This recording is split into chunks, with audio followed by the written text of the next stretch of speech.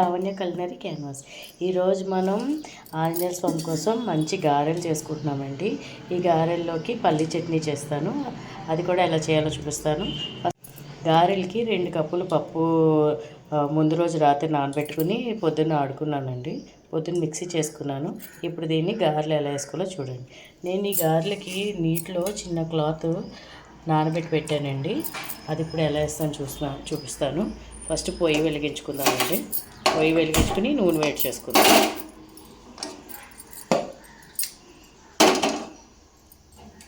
పొయ్యి వెలిగించుకుని నూనె వేడి చేసుకుందామండి. మూకిళ్ళలో వేసుకుని ఇప్పుడు నేను ఆయిల్ వేసేసుకుంటున్నానండి.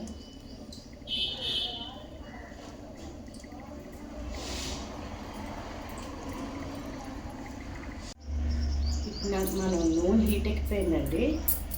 ఇప్పుడు మన నూనె హీట్ ఎక్కిపోయింది. ఏం చేస్తామంటే ఫస్ట్ ఈ క్లాత్ చెప్పాను కదా, ఈ క్లాత్ని మంచిగా ఇట్లా ఒక గ్లాస్లో వేసుకోండి. చిన్న చిన్న బాల్స్ చేసుకుని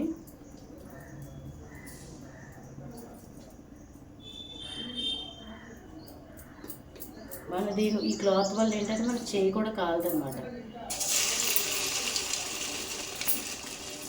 చూసారా మన గారెలు వేసుకున్నాము. ఇలాగే మిగిలిన గారెలు కూడా వేసుకున్నామండి.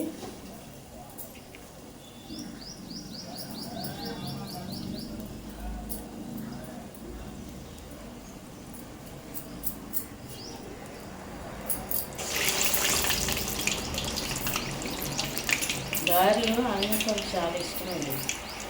అండ్ మా ఇంట్లో ప్రతి వారం కంపల్సరీ గారెలు చేస్తాం.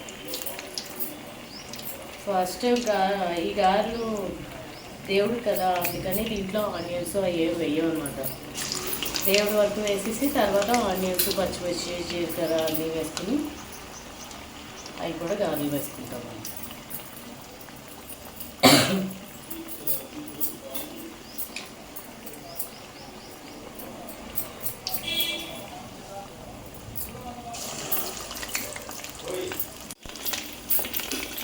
పిల్లలకి చాలా బలమండి గారెలు.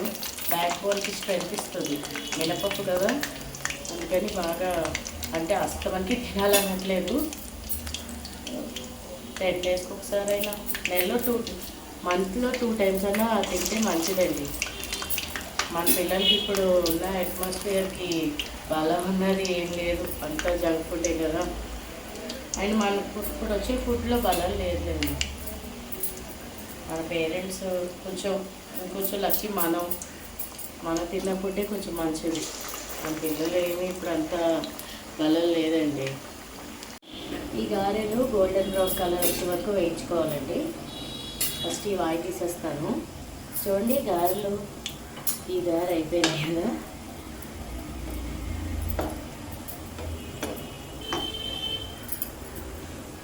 మనకి ఎక్కువ నూనె పీల్చుకోదండి. ఇట్లా క్లాత్లో వేస్తున్నాం కదా, దీంట్లో ఉన్న వాటర్ కూడా ఈ క్లాత్ పీల్చేసుకుంటుంది. దానివల్ల ఆయిల్ కూడా ఎక్కువ పీల్చుకోదు. చాలా మంచిది ఇది. ఒకసారి ఇప్పుడు తెల్లేసుకుందాం.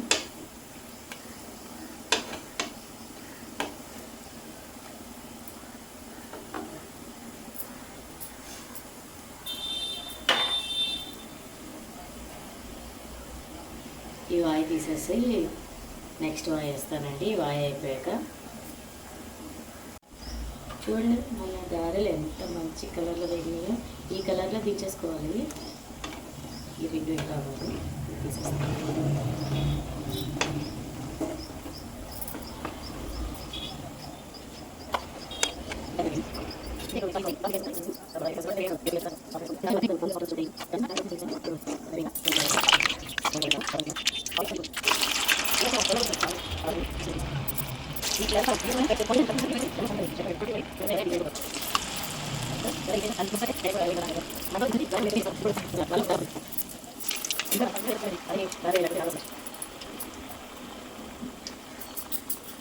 మనకి చెయ్యికి నూనె కాలుతుంది, అవన్నీ కూడా ఏమి ఉండవు అసలు.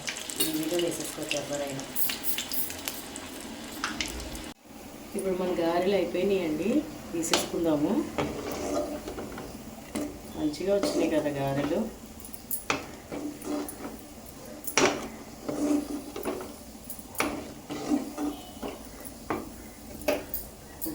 పొయ్యి ఆపేసుకున్నాను. మన గారెలు రెడీ అయిపోయినాయి. ఇప్పుడు మనం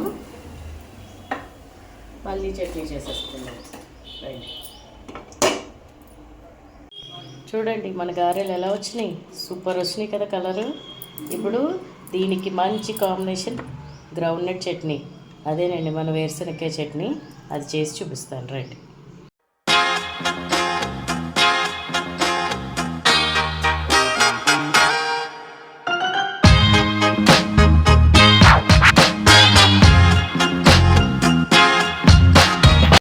ఇప్పుడు పల్లీ చట్నీకి కావాల్సిన పదార్థాలు ఏంటంటే, ఒక కప్పు పప్పు తీసుకున్నానండి, ఒక హాఫ్ చెక్క కొబ్బరికాయ తీసుకున్నాను, 5-6 మిర్చి తీసుకున్నాను, కొంచెం చింతపండు తీసుకున్నాను.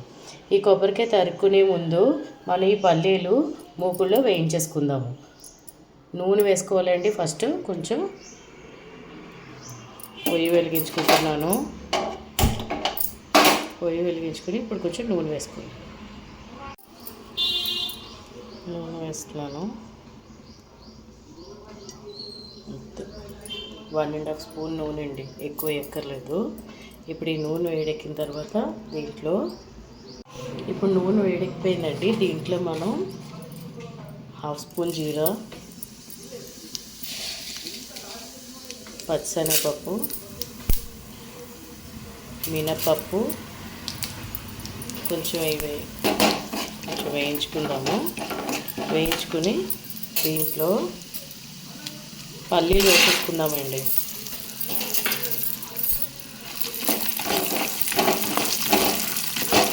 పల్లీలు వేయించేసుకుందాము. ఈ పల్లీలు వేగుతున్న గ్యాప్లో మనం కొబ్బరికాయ మిర్చి తరిగేసుకుందాము, ఎందుకంటే మిర్చి కూడా ఫ్రై చేయాలి దీంట్లోని మనం. ఇప్పుడు మనం మిర్చిని తరిగేసుకున్నాము, ఈ మిర్చి కూడా దీంట్లో వేసేద్దాం. ఇప్పుడు ఈ పల్లీలతో పాటు మిర్చి కూడా మంచిగా వేగుతుందండి, అప్పుడు మనకి పల్లీ చట్నీ మంచి స్పైసీగా ఉంటుంది అన్నమాట. ఇప్పుడు ఇది మనకి కొబ్బరికాయ కూడా తరిగేసుకుందామండి. ఇప్పుడు మన పల్లీలు వేగిపోయినాయి, ఇవి చల్లారాక చట్నీ చేసుకున్నాము. దీనికి ముందు ఏం చేయాలంటే, మనం కొబ్బరికాయ తరిగేసుకున్నామండి, ఈ కొబ్బరికాయ ముక్కలు మిక్సీ జార్లో ఎలా వేయాలో చెప్తాను. ఇప్పుడు దీంట్లో మనం ఫస్ట్ కొబ్బరికాయ ముక్కలు చేసుకున్నాం కదా, అది ఈ చింతపండు వేసి, ఈ చింతపండుతో పాటు జస్ట్ 2 స్పూన్స్ ఆఫ్ శనగపప్పు అండి వేసి గ్రైండ్ చేసుకుందాం ఫస్ట్. ఇది ఇప్పుడు మనం కొబ్బరికాయ అది గ్రైండ్ చేసుకున్నాం కదా, దీంట్లో ఇప్పుడు మనం చల్లారి పెట్టుకున్న గ్రౌండ్ నట్స్, మిర్చి అది వేసేసుకుని, ఉప్పు వేసుకుని గ్రైండ్ చేసుకుందామండి. ఇప్పుడు మనం పల్లీలు వేసేసుకున్నాం కదా, సరిపడి ఉప్పు వేసేసుకుందామండి. ఉప్పు వేసేసుకుని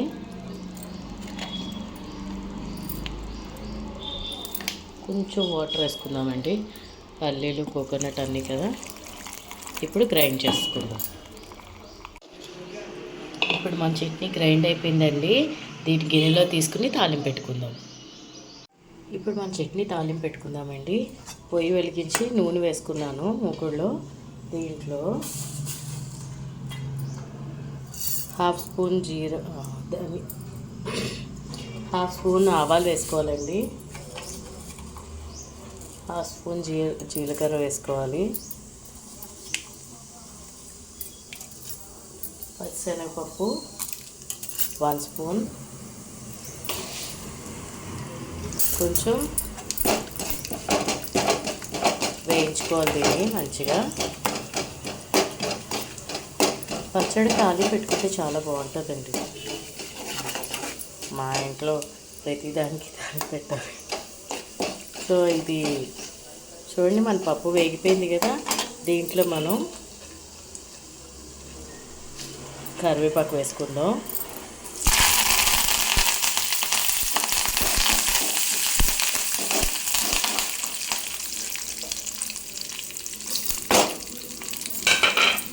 ఇప్పుడు ఎండుమిర్చి వేసుకున్నామండి. మన తాలింపు రెడీ అయిపోయింది. జస్ట్ ఒక 2 మినిట్స్ వేయించి దీంట్లో తీసేసుకోండి.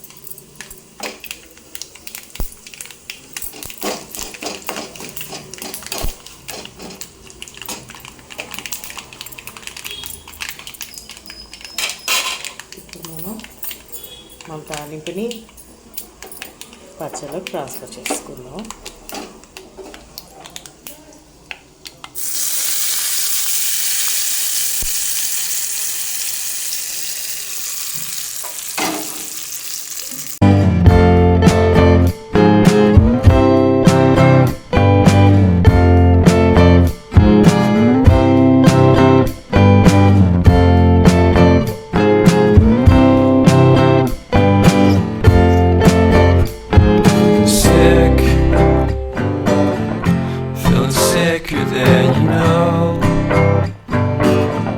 ఇగోండి ఇప్పుడు మనం ఉల్లిగడ్డలు వేసుకుంటున్నాము. ఉల్లిపాయలు, పచ్చిమిర్చి,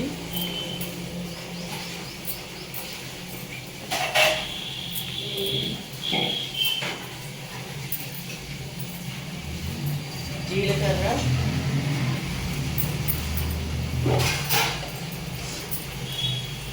మంచిగా తుంచుకొని వేసుకున్నాము.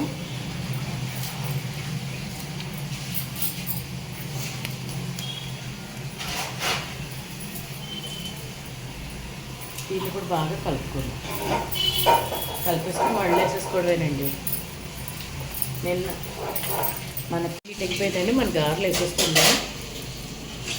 గారెలు ఇట్లా ఇది చేసుకుందాం.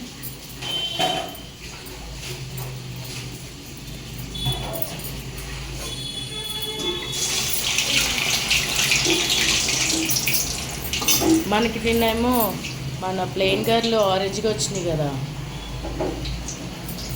ఇవి కొంచెం బ్రౌన్గా వస్తాయండి. ఎందుకంటే ఆనియన్ వేసాం కదా, ఆనియన్ వల్ల కలర్ మారిపోతుంది.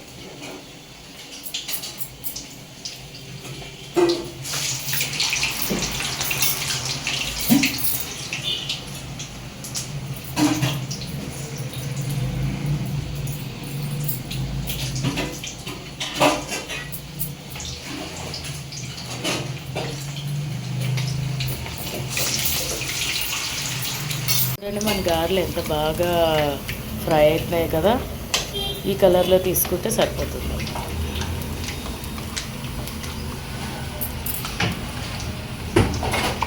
చూడండి మంచి కలర్లో ఫ్రై అయినాయి. ఇవి అయిపోయాక మళ్ళీ నెక్స్ట్ వేస్తాను.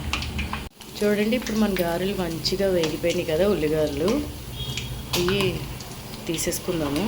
ఉల్లిపాయల వల్ల కొంచెం ఆయిల్ అబ్జర్వ్ చేస్తుంది, కానీ ప్లెయిన్ గారెలకి అసలు ఆయిల్ అబ్జర్వ్ చేయదు. సరే, ఈ గారెలన్నీ తీసేసుకుని వేరే వేసుకుందాము. దీంట్లో సేమ్ మన పల్లీ చట్నీ చేసుకున్నాం కదా, ఆ పల్లీ చట్నీతో మంచిగా ఉంటుంది టేస్ట్. ఇవన్నీ మన గారెలు రెడీ అయిపోయినాయి, మనం వేసేసుకుందాం. ఇప్పుడు కొత్తగా వేస్తున్నానండి.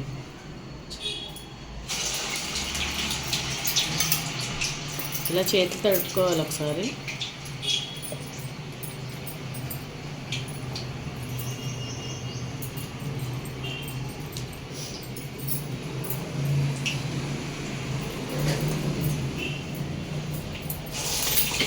అంతేనండి. చూసారా, చేతితో ఒకసారి తడుచుకొని బాయిల్ చేసుకోవాలి.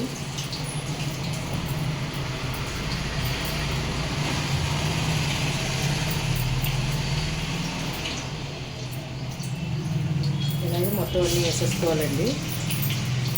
వేసేసుకొని మంచిగా వేయించుకోవాలి.